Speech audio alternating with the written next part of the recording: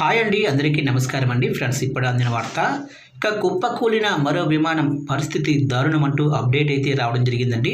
అయితే ఇందుకు సంబంధించిన వివరాలు అయితే మన వీడియోలో తెలుసుకుందామండి. వీడియో మాత్రం పూర్తి వరకు చూడండి ఫ్రెండ్స్, అప్పుడే మనకి పూర్తి సమాచారం అయితే తెలుస్తుంది. ఇక లేట్ చేయకుండా టాపిక్లోకి వెళ్ళిపోదాము. ఇక ఒడిశాలో జరిగిన విమాన దుర్ఘటన ఆందోళన కలిగించే విషయమైంది. రూర్కేలా నుంచి భువనేశ్వర్ దిశగా వెళ్తున్న ఒక చార్టర్డ్ విమానం టేకాఫ్ అయిన కొద్దిసేపటికే కుప్పకూలింది. 9 సీట్ల సామర్థ్యం కలిగిన ఈ ప్రైవేటు విమానంలో ప్రమాదం జరిగిన సమయంలో మొత్తం 7 వ్యక్తులు, అందులో పైలట్ కూడా ఉన్నారు. ఈ ప్రమాదంలో 6 ప్రయాణికులు గాయపడ్డారని అధికారులు తెలిపారు. ప్రమాద తీవ్రత ఎక్కువగా ఉన్నప్పటికీ అదృష్టవశాత్తు మరణాలు ఏవీ నమోదు కాలేదు.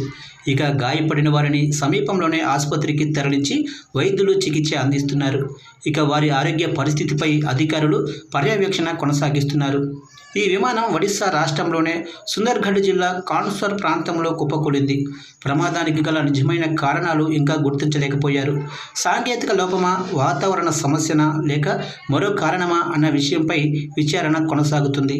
ఇక స్థానిక పోలీసులు, అగ్నిమాపక సిబ్బంది ప్రమాద స్థలానికి వెంటనే చేరుకుని రక్షణ చర్యలు చేపట్టారు. ప్రమాద స్థలం చుట్టూ భద్రత చేపట్టి పరిశీలన పనులను గగనతల భద్రతా సంస్థలు కూడా ప్రారంభించాయి.